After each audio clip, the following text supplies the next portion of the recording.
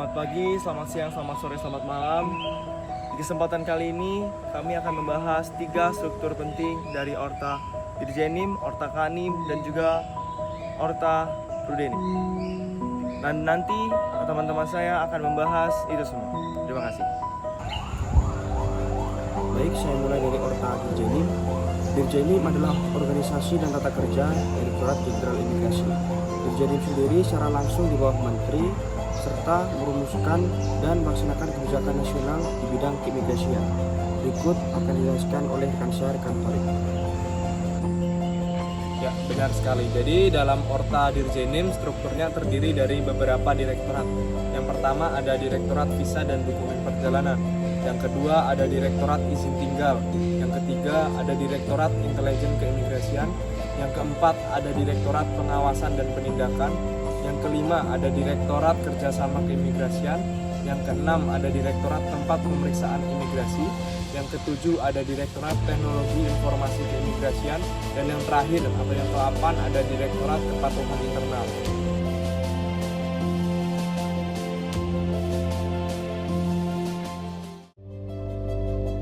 Selain itu, ada juga Sekretariat Dirjen yang mengatur perencanaan SDM, keuangan, dan juga urusan umum.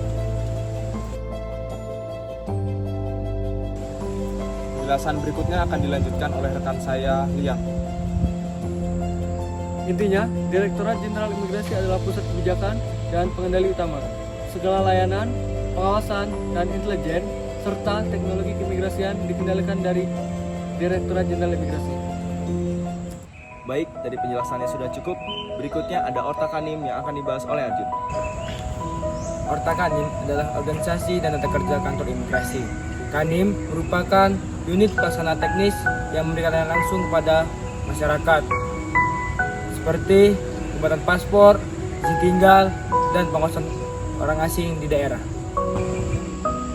Struktur Orta Kanim biasanya terdiri atas kepala kantor. Kemudian ada 4 seksi, yakni seksi lalu lintas keimigrasian, seksi intelijen dan penindakan, seksi izin tinggal, dan seksi teknologi informasi. Kantor imigrasi berada di bawah kantor wilayah, dan kantor wilayah di bawah Direktorat Jenderal Imigrasi. Jadi kalau Dirjenim itu pusat kebijakan, sementara kantor imigrasi adalah ujung tombak layanan. Semua pengimplementasian pelayanan dan pengawasan orang asing berada di kantor imigrasi daerah masing-masing. Nah, dari penjelasannya udah bagus banget ya. Sekarang ada bagian terakhir yaitu Orta Rudenim yang akan dibahas oleh rekan kami, yaitu Rifki Bimantoro. Silakan. Orta Rudenim adalah organisasi dan tata kerja rumah detensi imigrasi, yaitu tempat penempatan sementara orang asing yang melanggar aturan keimigrasian. Rudenim berfungsi melakukan detensi, pendataan, perawatan, pembinaan, hingga proses deportasi. Kemudian, struktur Rudenim biasanya meliputi subbagian administrasi, seksi registrasi dan perawatan, seksi keamanan, dan seksi deportasi dan pengawasan lanjutan. Jika Kanim bertugas sebagai pengawasan orang asing yang masih bergerak, maka Rudenim bertugas sebagai tempat penampungan sementara bagi orang asing yang terkena tindakan administrasi keimigrasian, jadi ditempatkan secara terbatas sampai proses administrasi tersebut selesai. Selanjutnya, saya akan menjabarkan tugas dan fungsi dari struktur organisasi Dirjenim. Yang pertama, ada Direktorat Visa dan Dokumen Perjalanan. Direktorat Visa dan Dokumen Perjalanan memiliki tugas menyusun kebijakan, norma, standar, prosedur, dan kriteria NPSK terkait pemberian, penolakan, pembatalan, dan fasilitas visa. Lalu, Direktorat Visa dan Dokumen Perjalanan juga memiliki tugas mengelola kebijakan dan standar paspor atau dokumen perjalanan Republik Indonesia, seperti desainnya, keamanan, masa berlaku, penerbitan, serta pembatalannya, serta melakukan pembinaan teknis ke kantor imigrasi dan perwakilan luar negeri. Yang berikutnya mari kita bahas tentang Direktorat Izin Tinggal. Direktorat Izin Tinggal memiliki tugas dan fungsi merumuskan dan melaksanakan kebijakan teknis tentang izin tinggal seperti izin tinggal kunjungan, izin tinggal terbatas, dan juga izin tinggal tetap. status keimigrasian, alih status keimigrasian, perpanjangan dan pembatalan izin tinggal.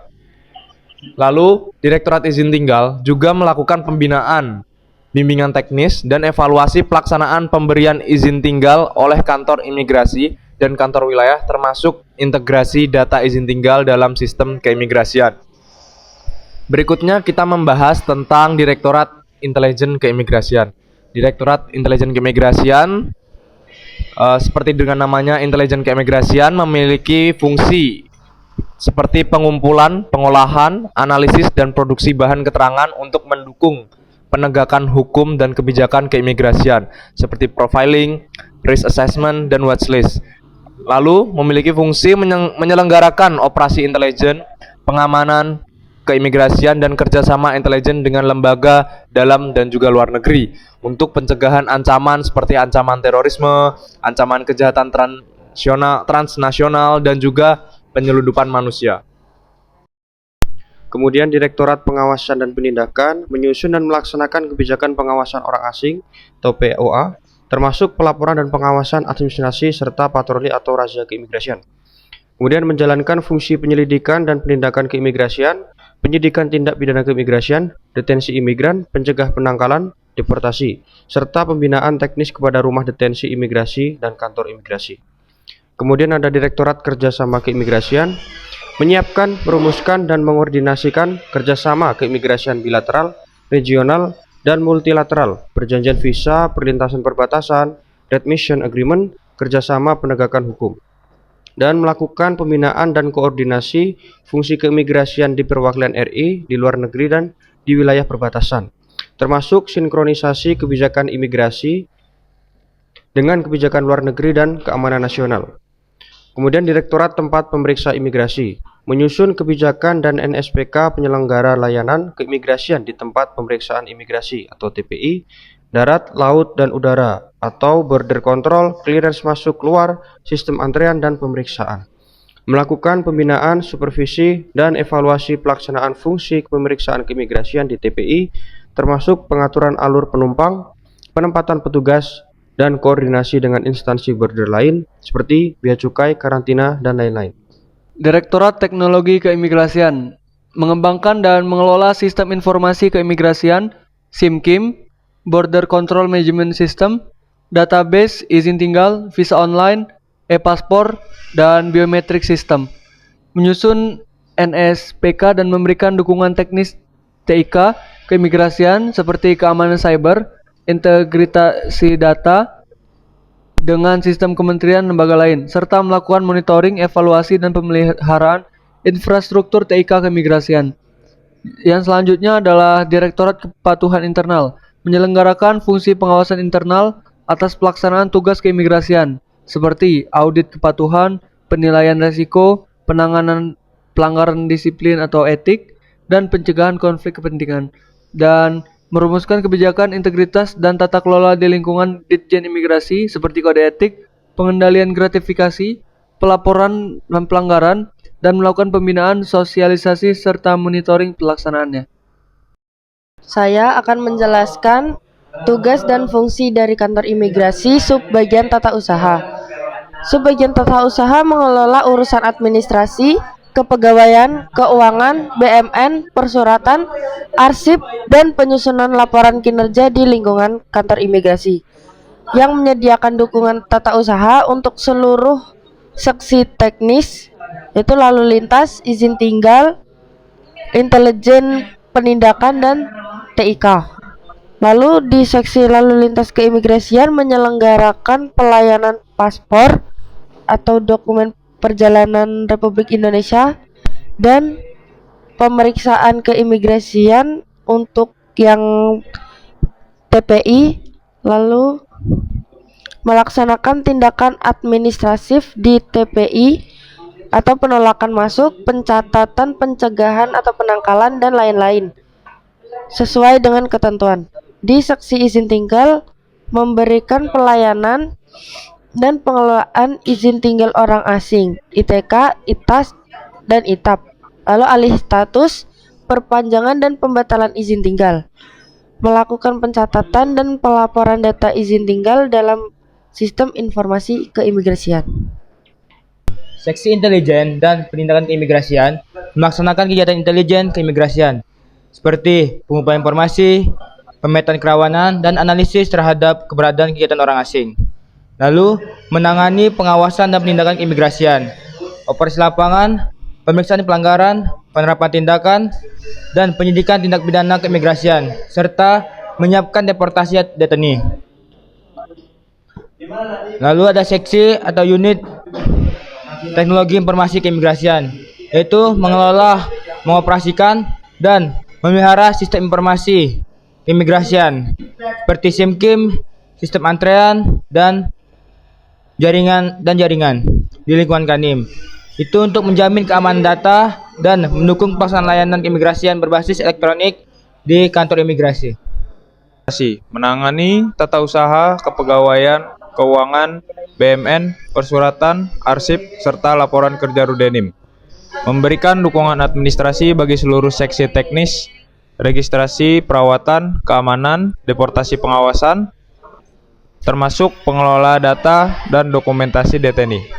Seksi registrasi dan perawatan melaksanakan registrasi deteni, pencatatan identitas, dasar pendetensian status keimigrasian, asal negara, dan perkembangan perkara, mengelola berkas dan database deteni, menyelenggarakan perawatan dan pemenuhan kebutuhan dasar deteni seperti makanan, kesehatan, tempat tinggal, ibadah, bantuan hukum yang sesuai dengan standar HAM dan regulasi detensi.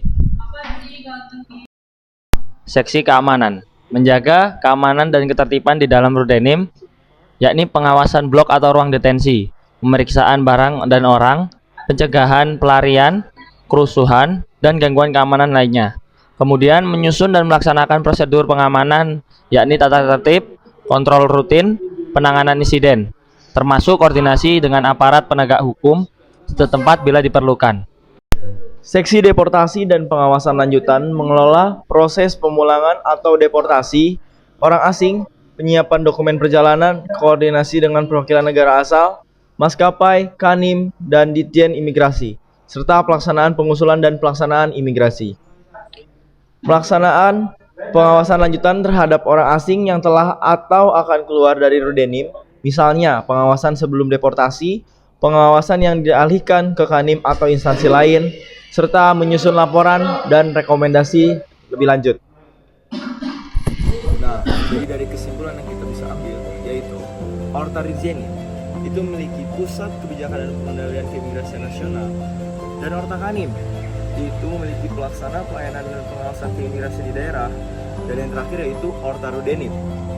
Jadi unit detensi dan penanganan orang asing yang dikenai tindakan administratif. Nah, jadi sekian dari 3 orta penting yang sudah kami bahas. Semoga bermanfaat. Terima kasih.